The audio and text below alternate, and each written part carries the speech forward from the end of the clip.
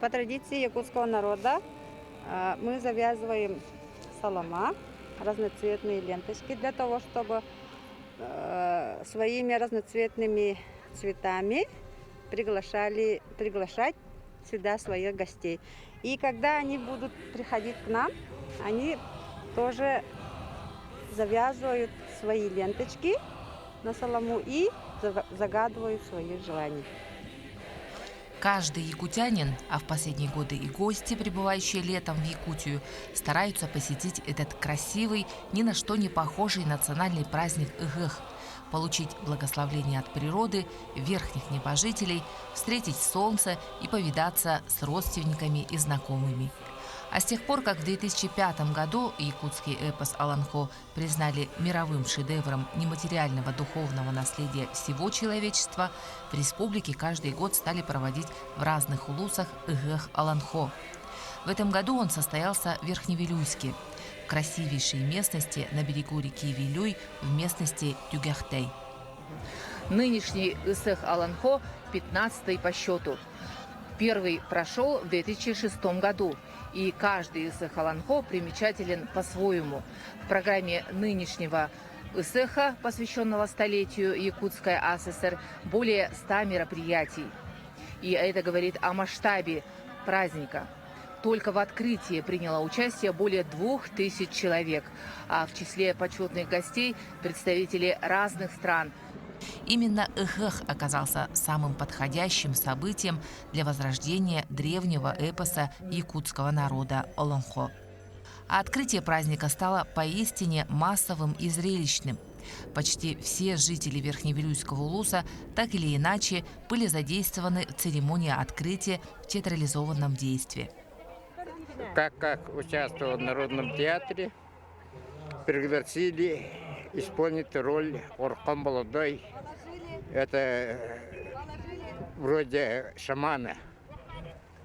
Впервые прибыл в эту землю, и тут давайте будем основаться. Короче так.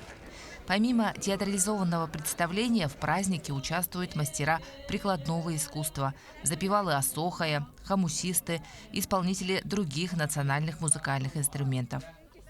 Большим спросом у гостей пользуются изделия из дерева Павла Тимофеева. Однако, как говорит мастер, в последнее время традиционный промысел все больше вытесняют фарфоровые новоделы. Обычно я делаю на выставках, на выставочных работах. Я участвовал, например, в Москве и таких цехах. У него если ручная обработка, они очень дорогие, обычно, бывает. А станочные, они чуть подешевле. Все же главное действие Ысыха в Верхневилюйске – это Аланхо. Народные поэмы Аланхо – это 10-15 тысяч стихотворных строк, исполняются народными сказителями аланхасутами. Сюжеты и герои Аланхо могут быть разными, но основная тема – это судьба племени Айы-Аймага, прародителей людей. Это своеобразная история всего человечества. Но история эта не реальная, а мифическая. И главная роль здесь отводится исполнителю. Помимо певческого и ораторского дара, сказитель должен обладать талантом импровизации и перевоплощения в разные образы. В старину самые длинные аланхо исполнялись на протяжении 7 суток. К примеру, самое известное аланхо «Нюргун-Батыр стремительный» состоит из 36 тысяч стихотворных строк.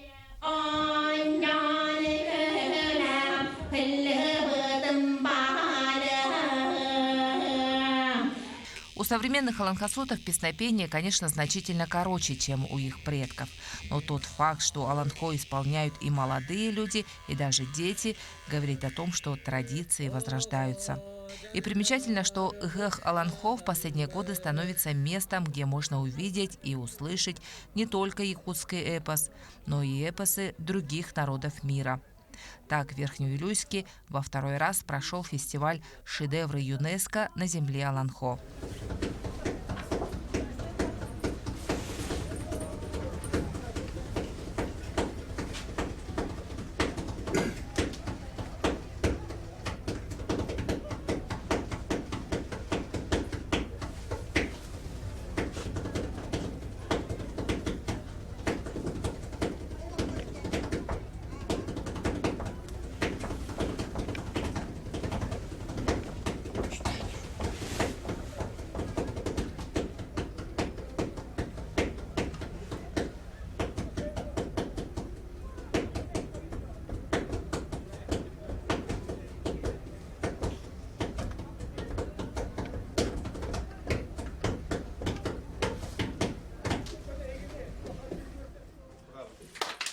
Якутяне стали свидетелями выступления уникального санскритского национального театра, имеющего более чем 2000-ную историю. Very amazing.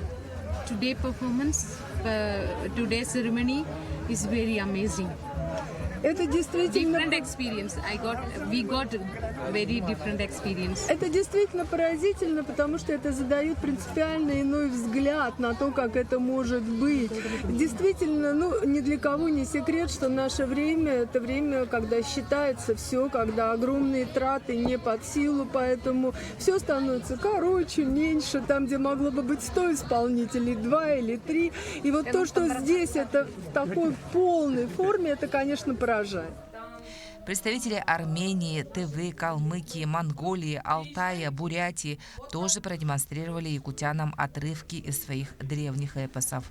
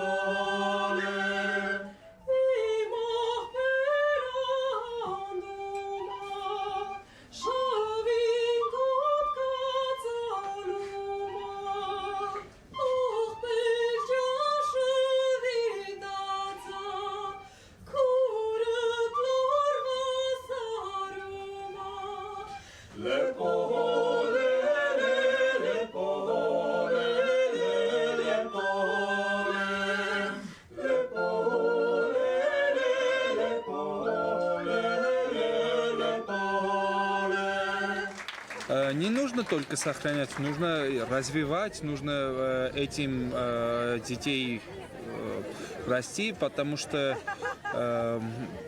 по-моему, фольклор и натура – это единое, то есть это натуральный путь к развитию человека.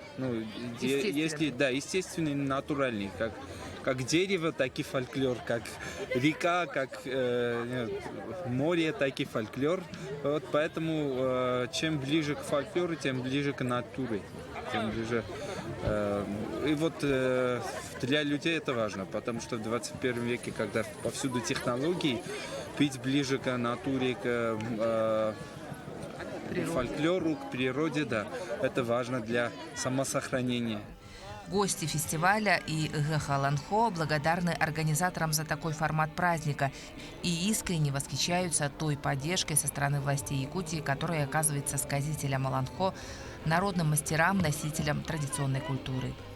Вы смогли доказать, что без Аланхо нет будущего Якутии. И правительство, услышав об этом, на фестивале сегодня глава республики гордо заявил о том, что будут дополнительные финансирования для того, чтобы сохранить эпос. А это самое главное, наверное, для народа, чтобы потом взять рука об руку, работать и делать все, что душа Якутии желает для того, чтобы Аланхо процветал на весь мир. ЭГХ в последнее время приобретает и международную миссию, объединяя в себе традиции календарных праздников народов Южной Сибири, Центральной Азии, тюркских народов Кавказа. Все мы это в дрожжах наблюдали, как этот праздник происходит. Еще знаменательно то, что этот ЭГХ Аланхо у вас проходит немножко в другом формате во всех районах. И каждый раз добавляются новые тексты, новые мелодии, то есть она получает саморазвитие. Это очень важно. Народов вот последние годы многие страны, особенно турецкие страны, возвращаются к своим истокам. Это основная идеология, это традиция, обычаи турецких народов. Только у нас есть такие эпические создания, творения. Они оба, и Манас, и Аланхо, зарегистрированы на нематериальном наследии ЮНЕСКО. Вот, поэтому я думаю, что это очень важно. Аланхо не только способствует сохранению языка, культуры, традиций народа Саха, но и является кладезью информации для ученых-исследователей. Турок Умид Шахин считает, что именно в якутском эпосе заложены утерянные когда-то тюрками древние корни единой культуры. Bu bastakınan mini hakkı cabın. 5 yıl kendinden saka sirger 2 sırı. Oluk bu astına doğuya ısıl cabında diye kasap. Ihak diyen saha bılırgı, törüt ügehin, sahalar erede bol bakka bılırgı, tüy romuktar, törüt itegallerin, törüt külturaların, tılların, östörün, kümbügüne diğeri ilci sılcar, ügestere bollağı diye. Onun bu ile karaktıran körömün ördüm ağay. Süz kihi olonka ağara diyen terehim bol oturar. Onu kıttan juluruyar norgun bu otur. Olonka huttan bıhatardan akpıtım. Manlık diye kayıp kılgaslığa. Zaten daha tabulunmata tağa diyeter bile kim bir saha bol batakpın onu olonko diyen beyete iti ağındoyda epostları gar tuspa soğuz, tuspa kayıskala. Bile ıllır kurduk ağağın, jaktar tıkın, ıtırın, ütüktüğün, biter sorogor bile erkeği. Sanararın, tuğayma eterin tüktüğün oluhin tabıllıbıt naha tabıllıbat ağabıqla hereri bir tık kıttıspıt bu olanmın kiyen tuttavun diye. Исследователи едины. В эпоху глобализации память о прошлом помогает сохранению своей национальной идентичности. Аланхо – это некий код, дошедший до нас от наших предков, глубину и смысл которого каждый постигает в процессе жизни. И уметь разглядеть в нем истину, суметь воспользоваться этой мудростью – это и есть ключ к пониманию ценности жизни на этой земле.